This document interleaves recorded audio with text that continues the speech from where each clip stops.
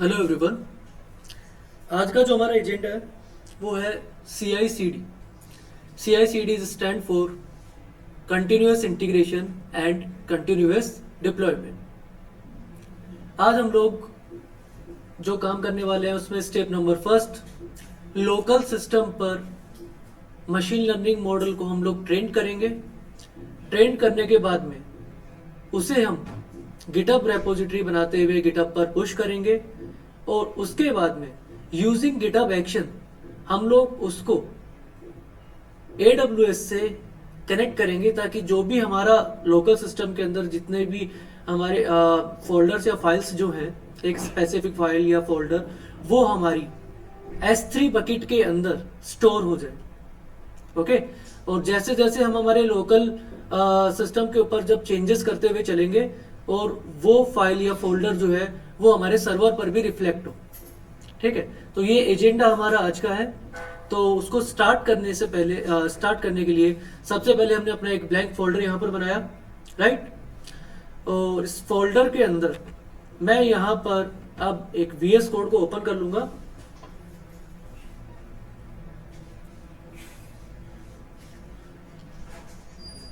जैसे हमने हमारे VS कोड को ओपन किया, ओपन करने के बाद में हम यहाँ पे किसी भी प्रोजेक्ट को अगर हम लोग बनाते हैं तो जैसा कि हमने अपने स्टेप्स मेंशन किए हैं कि किसी भी प्रोजेक्ट को बनाने के लिए सबसे फर्स्ट इंपॉर्टेंट जो चीज है वो है प्रोजेक्ट की वर्चुअल एनवायरनमेंट बनाना। ठीक है, तो हम लोग यहाँ पर जो अपना इंस्टॉलर पैकेज लेंगे वो होगा अपना UV। ठीक है, तो स्टेप बाय स्टेप सबसे पहले हम लोग यहाँ पर UV की हेल्प से अपना एक पैकेज जो है वो यहाँ पर क्रिएट करेंगे। अब UV की हेल्प से एक पैकेज क्रिएट होगा कैसे, तो सबसे पहले VS कोड ओपन किया और टर्मिनल अपन ने यहाँ पर ओपन कर रहे हैं। जैसे अपना टर्मिनल यहाँ पर ओपन हो जाएगा उसके बाद मैं यहाँ पे लिखूंगा UV init डॉट। तो इससे यहाँ पर कुछ फाइल्स एंड फोल्डर्स यहाँ पर बन जाएंगे। जैसे यहाँ पर ये कुछ फाइल्स एंड फोल्डर्स बन जाते हैं उसके बनने के बाद में नेक्स्ट जो हमारा यहाँ पर काम है वो क्या है, वर्चुअल एनवायरनमेंट बनाना। अब वर्चुअल एनवायरनमेंट हम लोग कैसे बनाते हैं, UV VENV।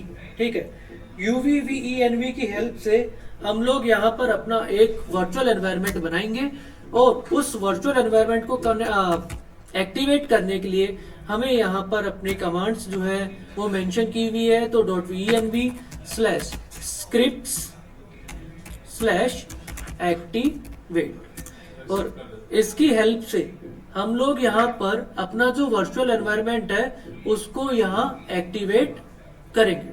ठीक है, तो सबसे पहले हमने अपने एक वर्चुअल एनवायरनमेंट बनाया। वर्चुअल एनवायरनमेंट बनाने के बाद में हमने उसको यहाँ पर एक्टिवेट कर लिया। अब जैसे हमने हमारा अपना वर्चुअल एनवायरनमेंट एक्टिवेट कर लिया, एक्टिवेट करने के बाद नेक्स्ट काम क्या है, रिक्वायरमेंट्स बनाना। किसी भी एप्लीकेशन को अगर हम लोग क्रिएट करते हैं तो उस एप्लीकेशन को क्रिएट करने के लिए जितनी स्पेसिफिक डिपेंडेंसीज हैं उनको हम लोग एक requirements.txt फाइल के अंदर स्टोर करते हैं, राइट। तो हम लोग यहाँ पर एक फाइल बनाएंगे जिसका नाम हम यहाँ पर रखेंगे requirements.txt। जैसे हम लोग यहाँ पर अपनी एक requirements.txt फाइल बना रहे हैं, अब अपना एजेंडा क्या है, तो सबसे पहले मैं एक बार अपने एजेंडा के बारे में डिस्कस कर लेता हूँ। हमें करना क्या है, एक मशीन लर्निंग मॉडल को ट्रेन करना है। ठीक है, और उसके बाद में वो जो डेटा सेट है और वो जो मॉडल है, मॉडल वाली जो शीट है, एक बार के लिए हमें इन दोनों चीजों को कहां पर स्टोर करवाना है, अपने S3 बकेट के ऊपर हम लोगों को स्टोर करवाना है। ठीक है, ये हमारा यहाँ पर अभी आज का एजेंडा है। तो उसके लिए यहाँ पर सबसे पहले मैं यहाँ पर numpy pandas और उसके बाद में scikit-learn, ये तीनों लाइब्रेरीज को यहां पर मैं इंस्टॉल करूंगा। इंस्टॉल करेंगे कैसे, तो उसकी कमांड क्या है, UV add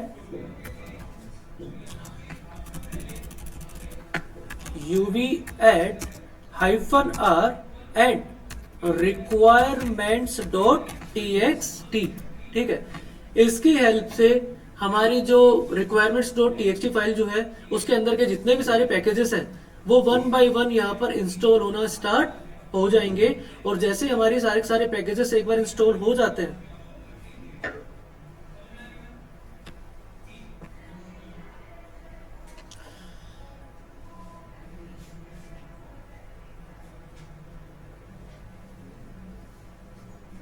ओके, अब जैसे हमारे सारे के सारे पैकेजेस यहाँ पर इंस्टॉल हो जाते हैं, अब हम लोग यहाँ पर एक अपने app.py फाइल भी बना सकते हैं, बट मैं चाहता हूँ कि मैं IPy कर्नेल भी यहाँ पर इंस्टॉल कर लूँ। इससे क्या हो जाएगा, एक जुपिटर शीट की तरीके से यहाँ पर बन जाएगी, राइट। तो उसके लिए अपन को करना क्या है, uv add IPy कर्नेल।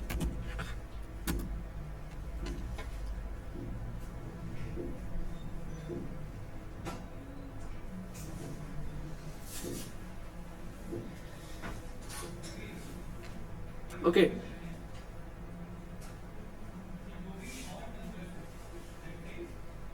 अब जैसे ही हमारी ये जो फाइल्स है वो एक बार क्रिएट हो जाती है, उसके बाद नेक्स्ट काम अब अपना क्या होगा, एक डेटा सेट हम लोग लेंगे और उस डेटा सेट के ऊपर स्टेप बाय स्टेप हम अपना एक मॉडल सेलेक्ट करते हुए उसके ऊपर मॉडल ट्रेनिंग वहां पर परफॉर्म करेंगे, राइट।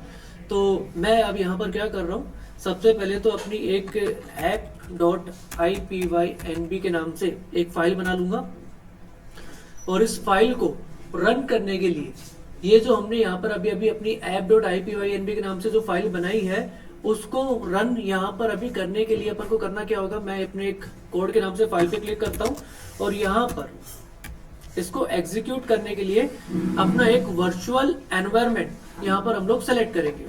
तो मैं एक बार पाइथन एनवायरनमेंट्स पे क्लिक करूंगा और यहाँ पर टेस्ट ml CI/CD पे क्लिक करके यहाँ पर हम लोग उसको छोड़ देंगे ताकि एक बार हमारा वर्चुअल एनवायरनमेंट कनेक्ट हो जाए, और उसके बाद यहाँ पर स्टेप बाय स्टेप ये इसको एग्जीक्यूट करे।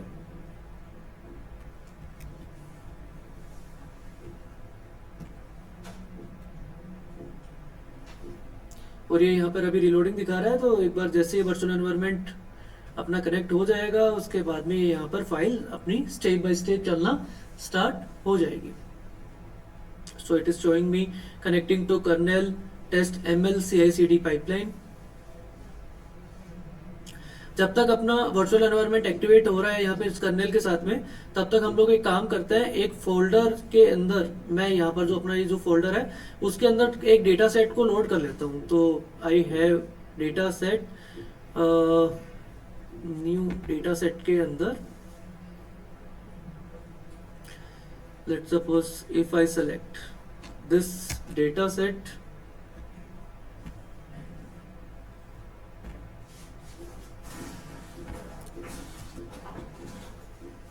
मैंने एक डेटा सेट यहाँ पर अपना लोड कर लिया है।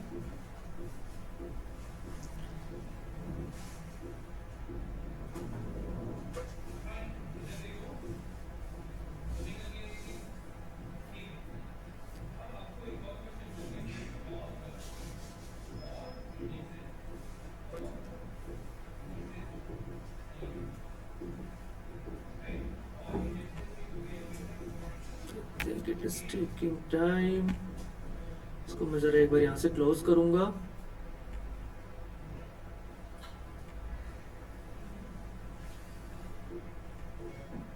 ओके, नाउ अगेन app.pynb,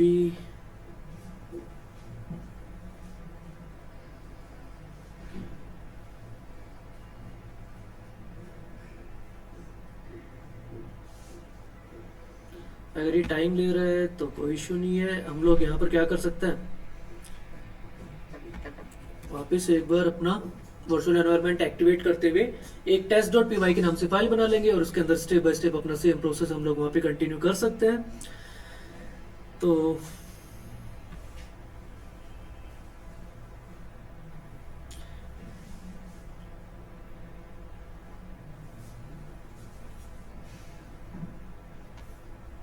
एक बार जरा अपना टर्मिनल ओपन हो जाए।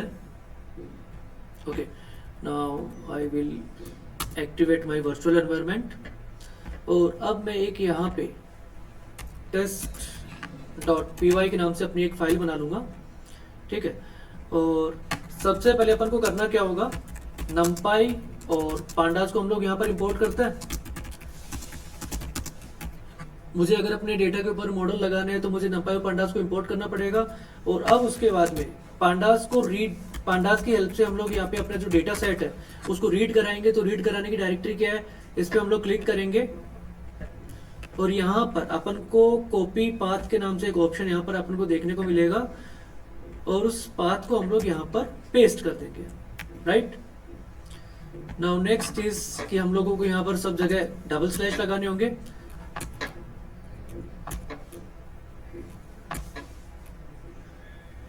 ठीक है, now print of tf dot head. मैं टॉप 3 डेटा जो है वो यहाँ पर चेक करना चाहता हूं, तो उसके लिए अब मुझे यहाँ पे करना क्या होगा, पाइथन टेस्ट डॉट py। जैसे मैं इसको एग्जीक्यूट करूंगा, अगर हमारे सारे स्टेप्स ठीक है तो यहाँ पर मेरे को कोविड जो मेरा डेटा सेट है उसके अंदर मेरे को यहाँ पर टॉप 3 रोज जो हैं वो यहाँ पर देखने को मिलेगी। तो एक बार टर्मिनल पर हम लोग यहाँ पर चेक कर रहे हैं।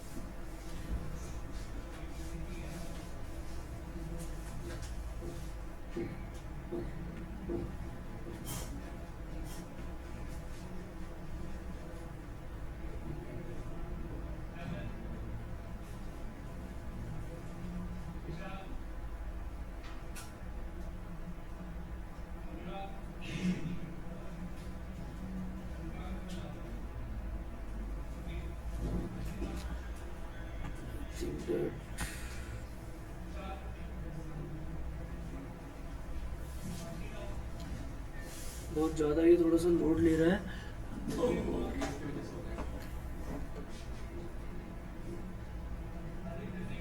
एक बार बस अपनी test.py का जो डेटा है वो यहाँ पे हमें शो कर दे।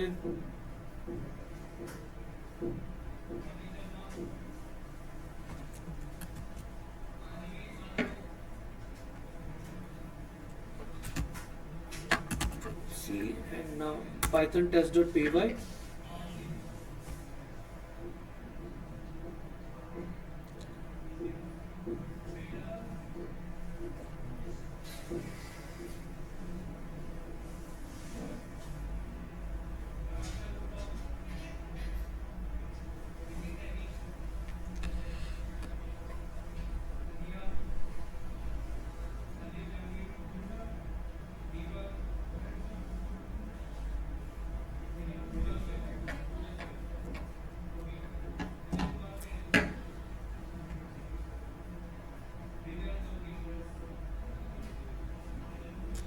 एक बार डेटा लोड हो जाए फटाफट।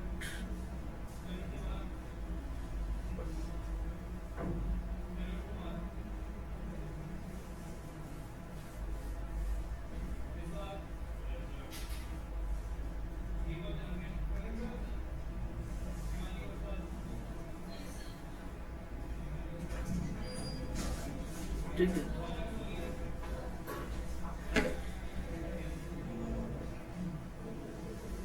एक सेकेंड गाइस, मैं एक बार ज़रा फाइल को एक बार वापस क्लोज करके वापस एक बार मैं यहाँ पे अपने VS कोड को ओपन कर लेता हूँ।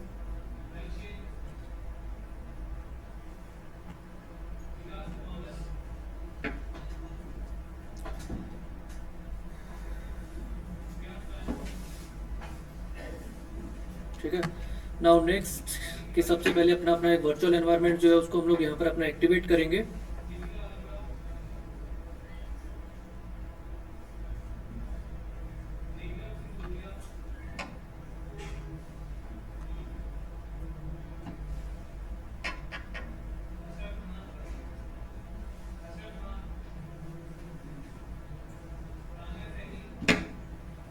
स्क्रीन शेयर हो रही है क्या ऑनलाइन वालों को?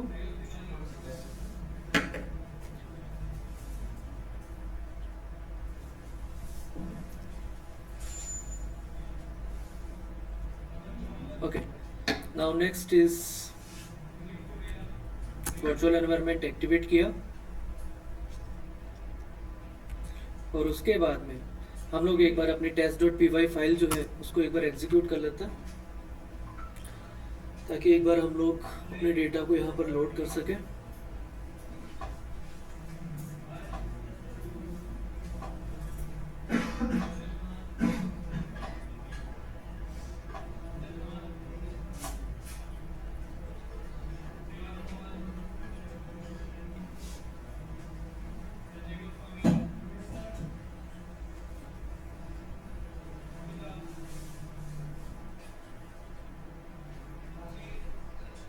ओके,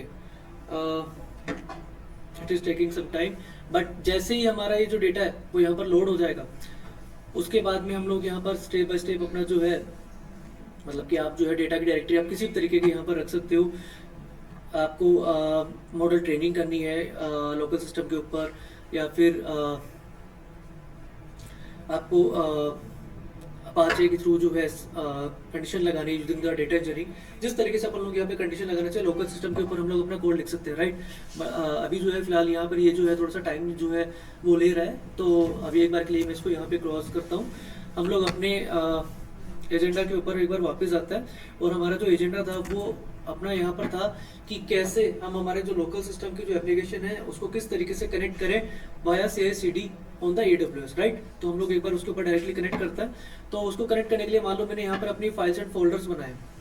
अब उसके लिए मुझे अपना प्रोजेक्ट जो है उसको गिट पे डालना होगा। तो उसके लिए मुझे क्या करना होगा, गिट init डॉट, जैसे मैं गिट init डॉट कर दूंगा तो सारे के सारे पैकेजेस बन गए। अब मैं गिट ऐड डॉट यहाँ पर करूंगा ताकि सारे के सारे फाइल्स को मैं यहाँ पर ऐड कर सकूं। नाउ नेक्स्ट इज कि इसको मैं किस तरीके से कमिट कर रहा हूँ। तो कमिट करने के लिए हम लोग यहाँ पर क्या करेंगे, गिट कमिट -n, एंड जो भी मेरे को मेरा जो मैसेज टर्म है वो मुझे यहाँ पर अपना पास करना है, ठीक है। तो मैंने अपना एक मैसेज टर्म यहाँ पर अपना पास किया, और उसके बाद में मैंने इसको ऐड कर दिया। जैसे सारी सारी फाइल्स हमारी यहाँ पर ऐड हो जाती है। अब उसके बाद इसको पुश करने से पहले मुझे अपने गिटहब पे जाना होगा और एक रेपोजिटरी वहां पर बनानी होगी।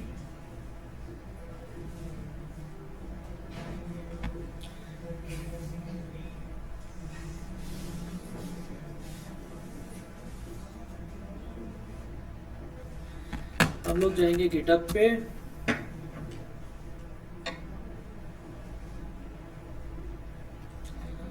I will open my GitHub।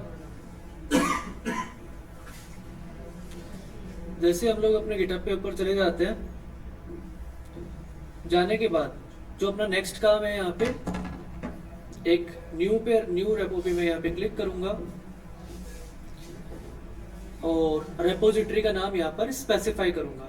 अब रेपोजिटरी का नाम जो है, जो अपना फोल्डर नेम था वही हम लोग यहाँ पर अपना रेपोजिटरी नाम ले लेता है। तो test ML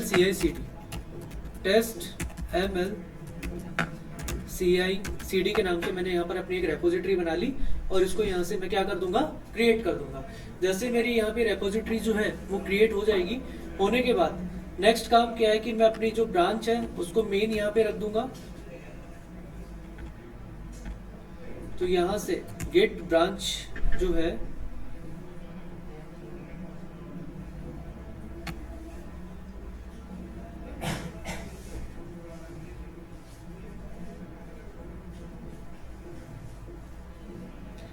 gate branch -m, main हम लोग यहाँ पर अपनी ब्रांच रख देंगे।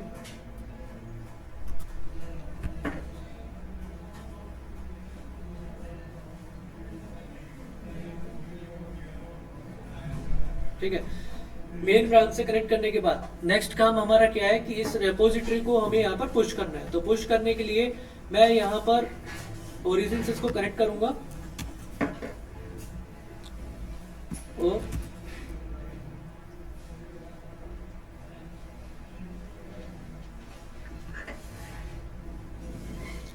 स्टेप बाय स्टेप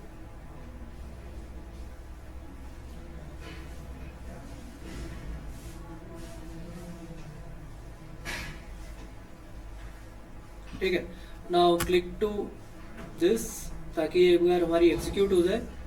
जैसे हमारी एग्जीक्यूट हो जाएगा उसके बाद में हमें सिर्फ क्या करना है, इसको पुश करना है। पुश करने के लिए हमें यहाँ पर करना क्या होगा, git push -u origin main, git push hyphen u origin main. ठीक है, इसको मैं वापस एक बार एग्जीक्यूट करूंगा यहाँ से, ताकि मेरी जो रेपोजिटरी है वो मेन ब्रांच से यहाँ पर कनेक्ट हो जाए। जैसे ही ये एक बार कनेक्ट हो जाएगी, होने के बाद नेक्स्ट काम अब हमारा यहाँ पर क्या हो जाएगा,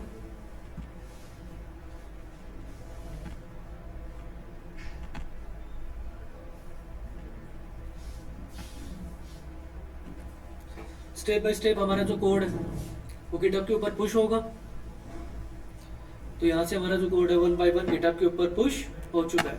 ठीक है, अब अपन को करना क्या होगा, अगर मैं जाऊँ अपने गिटहब रेपोजिटरी के ऊपर और यहाँ जाने के बाद अगर मैं इसको रिफ्रेश करूँ तो यहाँ पर हमें देखने को मिलेगा कि हमारा जो कंप्लीट प्रोजेक्ट है वो यहाँ पर आ चुका है।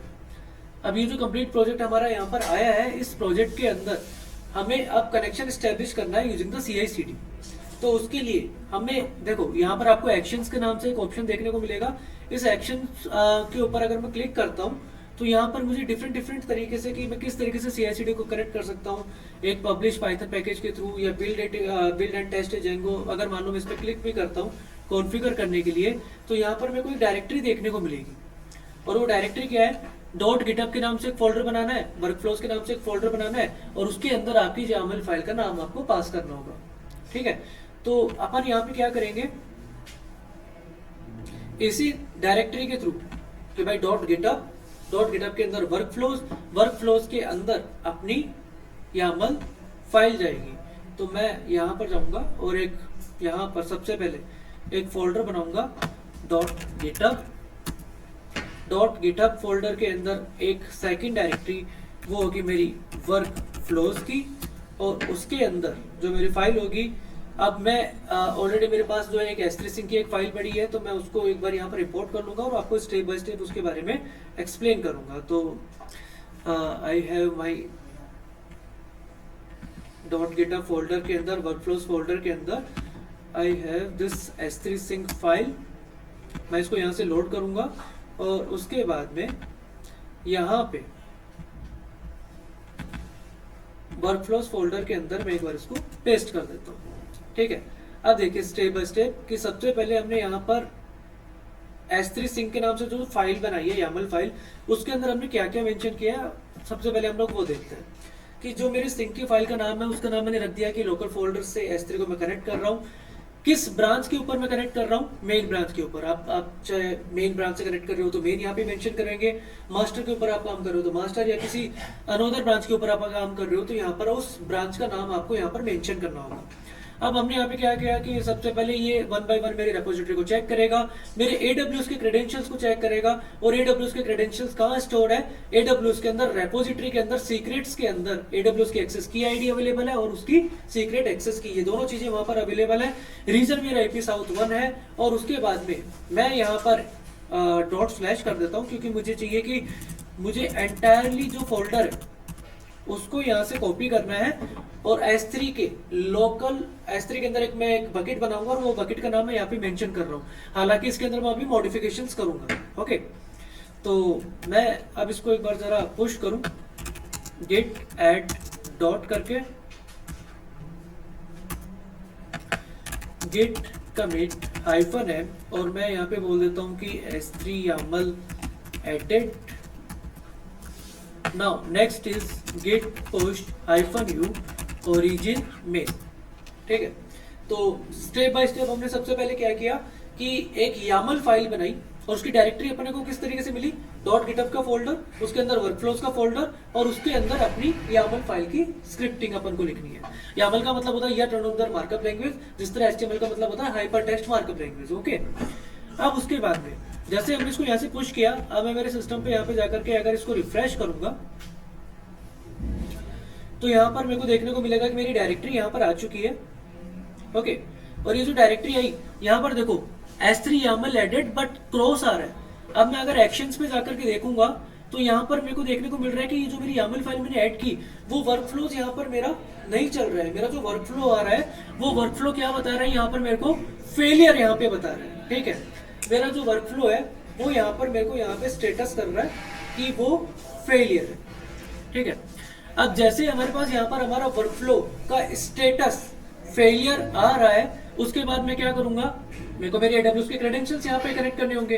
अब AWS के क्रेडेंशियल्स मैं यहाँ पे कनेक्ट करूँ कैसे? तो कनेक्ट करने के लिए मैं जाऊंगा अब अपने AWS के ऊपर, और जैसे ही मैं अपने AWS के ऊपर जाता हूँ, मेरे को अपने AWS के अंदर सबसे पहले कुछ चीजें अपन को ध्यान रखना है स्टेप बाय स्टेप, कि हमें एक ऐसा यूजर बनाना होगा। वो यूजर क्या करेगा, मुझे परमिशन देगा कि भाई मैं AWS को डायरेक्टली कनेक्ट कैसे कर रहा हूँ, उसको मुझे कुछ परमिशन वहां पे डिफाइन करनी होगी। तो मैं अपना एक यूजर बनाऊंगा और उस यूजर को मैं दूंगा वहां पर परमिशन।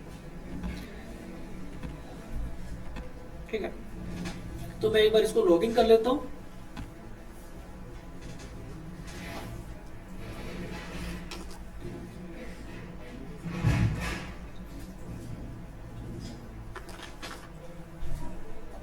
जैसे ही मैंने इसको एक बार लॉगिन कर लिया, लॉगिन करने के बाद हमें यहाँ पर चाहिए क्या कि अपन को AWS को GitHub से कनेक्ट करना है। अब GitHub से कनेक्ट होगा कैसे? तो GitHub से कनेक्ट होने के लिए सबसे पहली चीज, एक अपन को बनाना होगा यूजर, और उस यूजर को देनी होगी परमिशन। और वो परमिशन जाएगी कैसे? तो मैं यहाँ पे क्लिक करूंगा और यहां से मैं एक और इसका डुप्लीकेट बना लेता हूं। ठीक है, अब जो मेरा फर्स्ट वाला जो है, इसके अंदर मैं जाऊंगा अपने IAM रोल पे, और मेरे इस IAM रोल पे जाने के बाद मुझे बनाना होगा अपना एक यूजर। और ये जो मेरा यूजर होगा, इस यूजर को मुझे देनी होगी परमिशन, किसकी? कि S3 से कनेक्ट करो। S3 एक बकेट है अपना, और उस S3 के अंदर मुझे अपने डेटा को अगर स्टोर करवाना होगा, तो उसके लिए मैं जाऊंगा यहाँ पे लेफ्ट साइड में जो हमें यूजर्स दिख रहा है, इस यूजर्स पे हम लोग क्लिक करेंगे। क्लिक करने के बाद यहाँ से मैं क्रिएट यूजर पे क्लिक करूंगा, और एक यूजर यहाँ मैं बना लेता हूँ। तो मैं इस यूजर का नाम रख दूंगा टेस्ट CI/CD। ओके, अब मैं इसको यहाँ से क्लिक करता हूँ। मुझे पॉलिसीज को अटैच करनी है, तो मैं attach policies directly pay click करूंगा। और जैसे ही मैं इस पे attach policies directly pay click करता हूँ, अब मुझे क्या क्या पॉलिसीज यहाँ पे डालनी है, तो मुझे चाहिए S3 के फुल एक्सेस की परमिशन।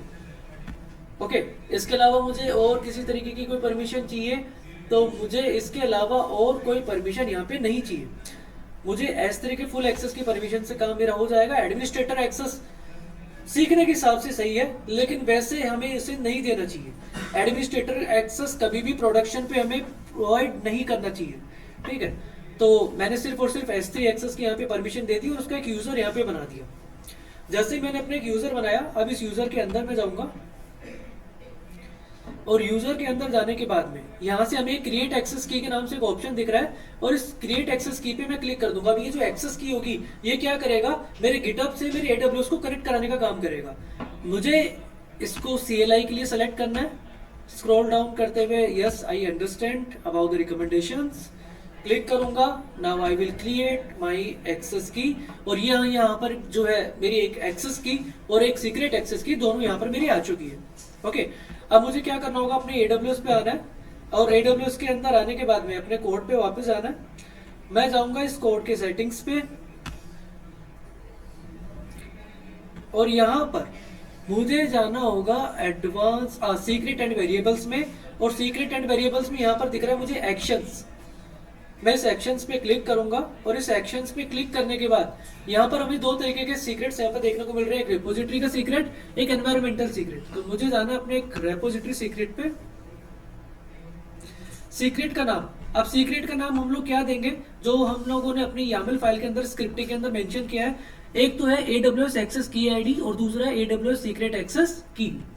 तो हम लोग यहाँ पर एक तो AWS एक्सेस की ID, और इसकी जो वैल्यू है वो हमें कहाँ से मिलेगी, IAM रोल पे जो एक्सेस की ID है, इसको मैं कॉपी करूंगा, और यहाँ पर AWS की एक्सेस की ID में पेस्ट कर दूंगा, और इसको मैं ऐड कर दूंगा। हालांकि ये सीक्रेट होती है, लेकिन मैं काम कंप्लीट होने के बाद में इसको डिलीट कर दूंगा, तो इसलिए मैंने यहाँ पर अभी इसको शो कर दिया है। सेकंड जो मैं रेपोजिटरी सीक्रेट बना रहा हूँ, वो बनेगा सीक्रेट एक्सेस की।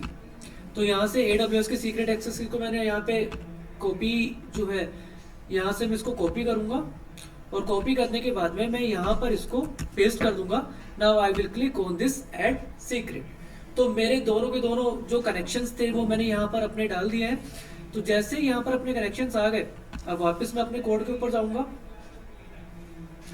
और यहाँ पर जाने के बाद अब जरा मैं एक बार एक्शंस के अंदर जाकर के देखूं कि अब कहाँ पर फॉल्ट आ रही है।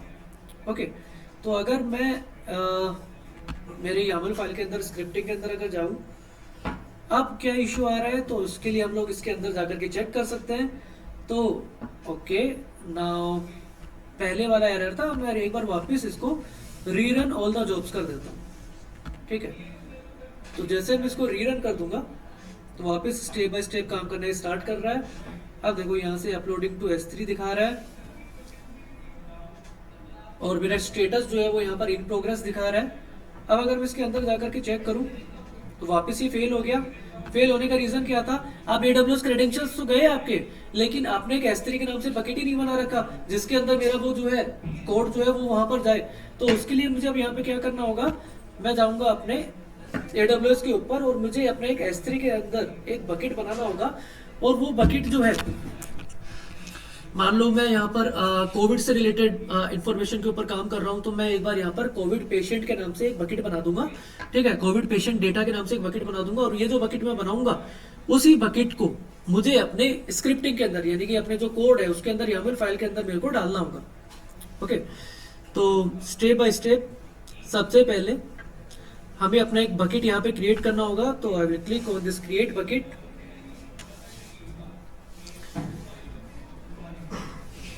और यहाँ पर बकेट क्रिएट करने के बाद में मैं इसका बकेट का नाम यहाँ पर मेंशन करूंगा। तो मैं यहाँ पे लिख देता हूँ कोविड पेशेंट रिकॉर्ड। ठीक है, और ये जो मैंने यहाँ पे बकेट का नाम दिया है इसको मैं यहाँ से कॉपी कर लेता हूँ और अपने लोकल सिस्टम के अंदर भी मैं अपने बकेट का नाम वही रख दूंगा, कोविड पेशेंट रिकॉर्ड्स। ठीक है, नाउ नेक्स्ट मैं यहाँ से पब्लिक एक्सेस मैं भी इसको देना चाहता हूँ, तो इसके लिए मैं इसको एक्नॉलेज कर दूंगा। और उसके अलावा मुझे यहाँ पर और कुछ भी चेंजेस नहीं करने, मैं यहाँ पे क्रिएट बकेट पे कर दूंगा क्लिक। ठीक है, जैसे मैं यहाँ पे इसको क्रिएट बकेट पे क्लिक कर दूंगा, मेरा एक कोविड पेशेंट रिकॉर्ड्स के नाम से AP साउथ 1 रीजन के अंदर एक S3 बकेट जो है वो यहाँ पे क्रिएट हो चुका है। अब जैसे हमारे पास ये जो बकेट अपना क्रिएट हुआ है, इस बकेट के अंदर मैं यहाँ पे जाऊंगा और यहाँ पर मुझे देखने को मिल रहा है कि कोई भी डेटा यहाँ पर अपलोड नहीं है, कुछ आया ही नहीं यहाँ पे। तो सबसे पहले तो जो भी मैंने लोकल सिस्टम पे चेंजेस किए हैं उसको मैं पुश करूंगा। तो पुश करने के लिए मुझे यहाँ पे करना क्या होगा, git add dot, now again git commit. Commit के लिए मैं यहाँ पे बोल दूंगा कि S3 एडिट और उसके बाद मैं इसको पुश करूंगा। ठीक है, जैसे ही यहाँ से पुश हो जाएगा, पुश होने के बाद अब मैं जाऊंगा अपने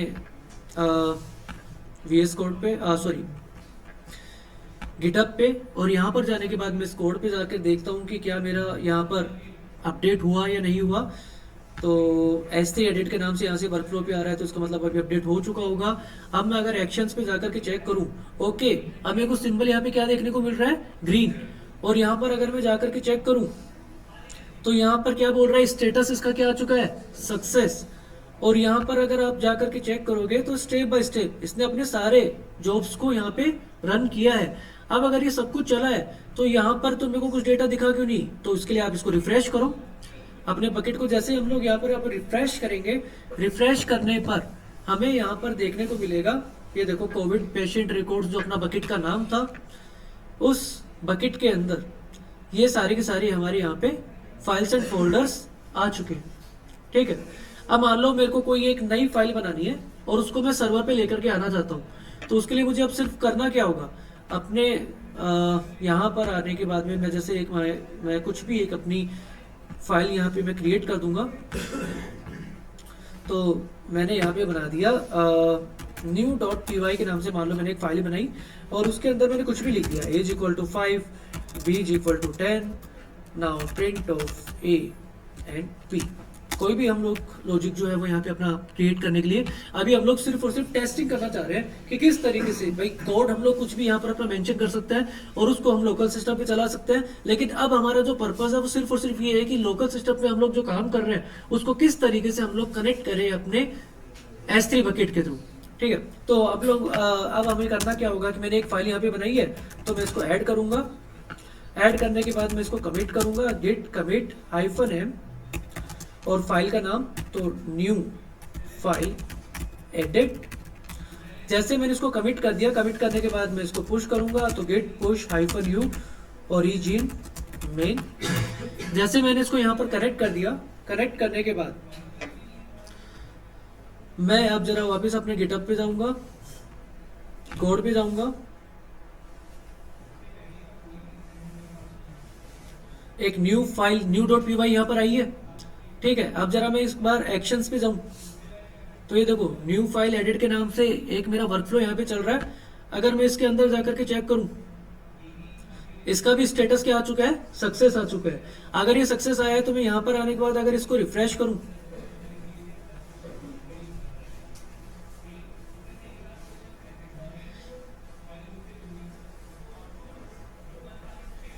तो यहाँ पर मुझे देखने को मिलेगा ये रही वो मेरी new.py फाइल जो मैंने अभी अभी क्रिएट की है, ठीक है।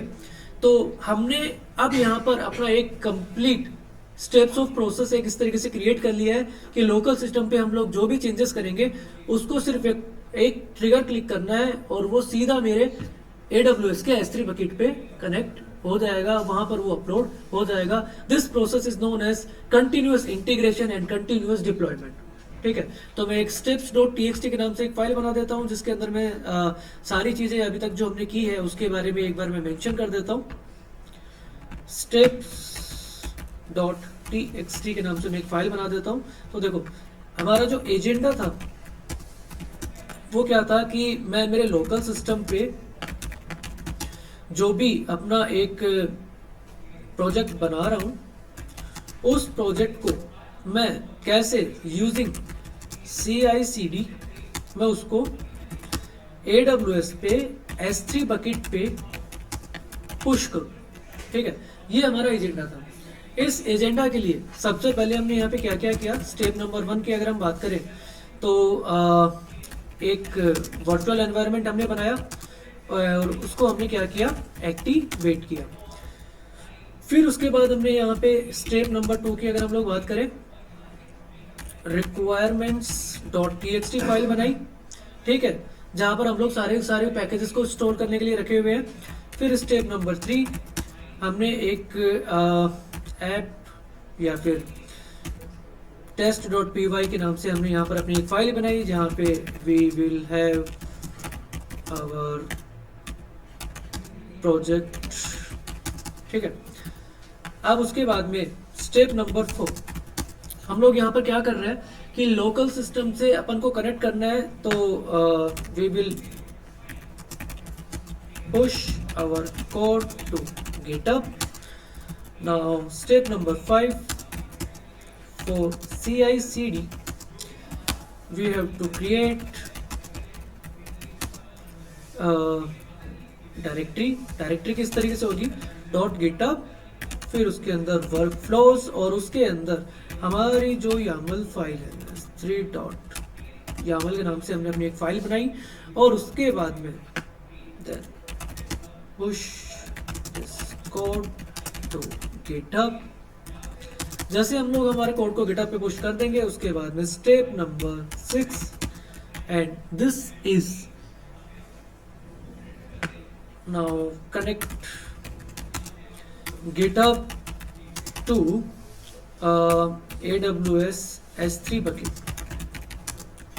So for this we will go to AWS, then we will create in IAM role we will create a user and in this user we will attach policy of AWS S3 full access, okay. Then we will create access key and secret access key. Now we will create in AWS we will create S3 bucket. Now we will step number 7 go to GitHub and settings and in actions and variables we will create two repository secrets. First for AWS secret access key, AWS access key ID, and second for AWS secret access key, and we will paste our values, paste our key here, paste our key. Okay, now click on action and we will see our status will show success, and when we open our S3 bucket, then we will show our files and folders are present there. Okay, so this is complete setup, like using GitHub Actions. How can we apply CI/CD on local system to S3 bucket? Okay, तो ये अपना complete process था. अब जैसे हम लोग अपना काम कंप्लीट कर लेते हैं, तो अगर हम लोग एक प्रोजेक्ट के अंदर इसको काम कर यूज में ले रहे हैं, तो भी हम लोगों को सर्विसेज को हम लोगों को अच्छे से ध्यान से देखना है. एक भी सर्विसेज हमारी डायरेक्टली ऐसे ओपन होनी नहीं चाहिए. और अगर हम लोग सिर्फ और सिर्फ सीखने के पर्पज से इसको यूज में ले रहे हैं, तो जैसे हमारा काम कंप्लीट हो जाता है, तो 1 by 1 हम लोग इसको डिलीट करेंगे. जितने भी हमारे पास यहाँ पर अपने फाइल्स एंड फोल्डर्स हम लोगों ने यहाँ पे क्रिएट किए हैं, तो स्टेप बाय स्टेप हमें अपना एक S3 बकेट यहाँ पे डिलीट करना होगा. और उसके बाद में हम लोग अपना एक यूजर जो हमने बनाया, उसको भी हम लोग यहाँ पे डिलीट जो है वो कर देंगे. तो सबसे पहले मैं एक बार सारी फाइल्स को डिलीट कर देता हूँ.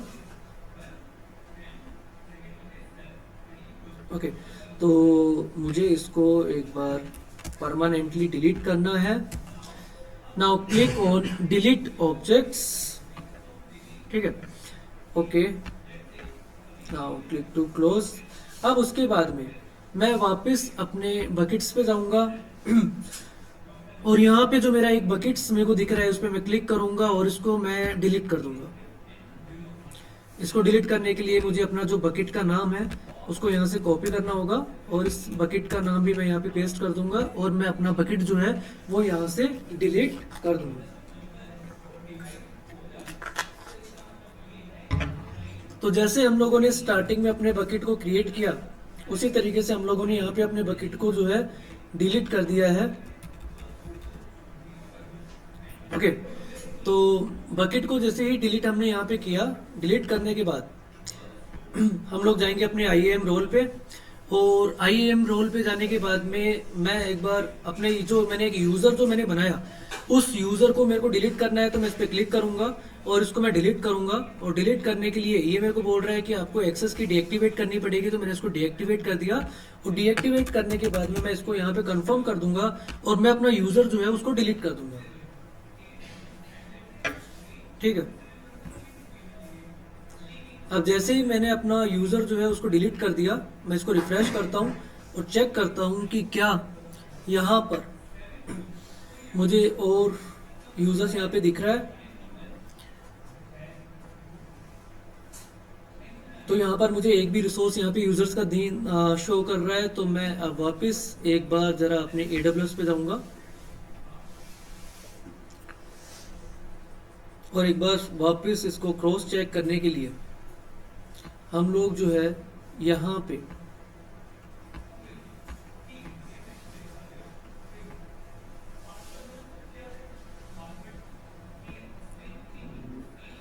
जा सकते हैं अपने S3 बकेट के ऊपर. एक बार मैं जा करके एक बार चेक करूंगी क्या हमारा एक S3 बकेट अभी भी अवेलेबल है या नहीं है. तो हम लोग यहाँ पर अपने S3 पर गए